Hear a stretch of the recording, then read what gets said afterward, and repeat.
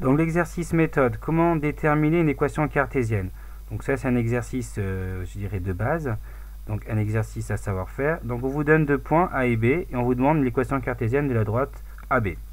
Donc la droite AB elle a une équation cartésienne de la forme AX plus BY plus C égale 0.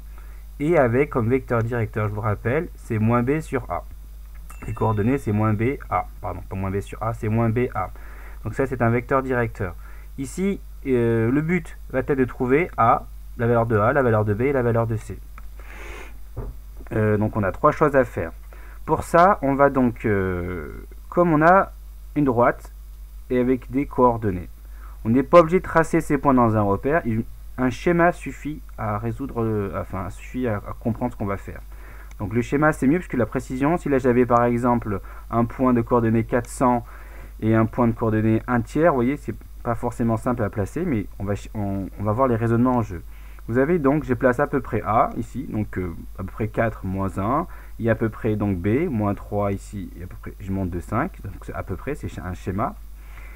Et donc, je sais que je cherche un vecteur, ce qu'on va faire, on va chercher un vecteur directeur de la droite AB. Je rappelle qu'un vecteur directeur, c'est un vecteur qui a la même inclinaison que la droite AB. Le plus naturel à prendre, c'est donc un vecteur, par exemple le vecteur BA. Je pourrais prendre aussi le vecteur AB, c'est aussi deux vecteurs qui ont la même inclinaison, qui ont pour direction la droite AB, si vous voulez. On ne dit pas inclinaison, mais on dit plutôt direction. Mais ça, c'est le terme mathématique. Donc là, le vecteur BA, je rappelle que je peux choisir aussi le vecteur AB, mais là je prends BA, c'est un vecteur directeur de la droite AB. Et ça, je peux calculer ses coordonnées. Donc je fais toujours le dernier point moins le premier. XA moins YXB, YA moins YB. Je fais les calculs, j'ai déjà expliqué dans la vidéo du cours. Et donc j'obtiens les coordonnées du vecteur BA qui est un vecteur directeur de la droite AB. Et je sais que les coordonnées de ce vecteur correspondent ici à, vous voyez là, moins B et A. Donc moins B c'est 7 et A c'est moins 6. Donc A est égal à moins 6. Et comme moins B est égal à 7, ben B tout court est égal à l'opposé, donc moins 7. Maintenant, j'ai des valeurs de A et de B, donc je peux les remplacer ici.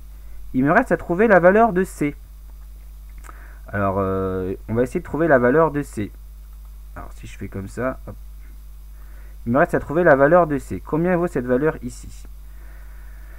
Je sais une chose, comme on a vu dans une vidéo précédente, que comme A appartient à la droite AB, les coordonnées de A, 4 et moins 1, vérifient l'équation cartésienne de la droite AB.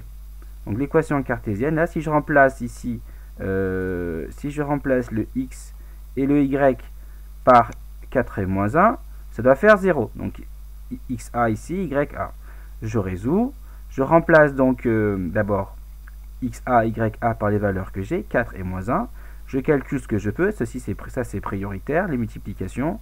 Et au final, j'ai une équation du premier degré d'inconnu c. Donc ça c'est mon inconnu que je cherche. Et donc je résous et je trouve à la fin donc C égale 17. Au final, je viens de trouver A égale 6, B égale moins 7 et C égale 17. J'ai donc l'équation cartésienne en remplaçant donc les valeurs que je viens de trouver.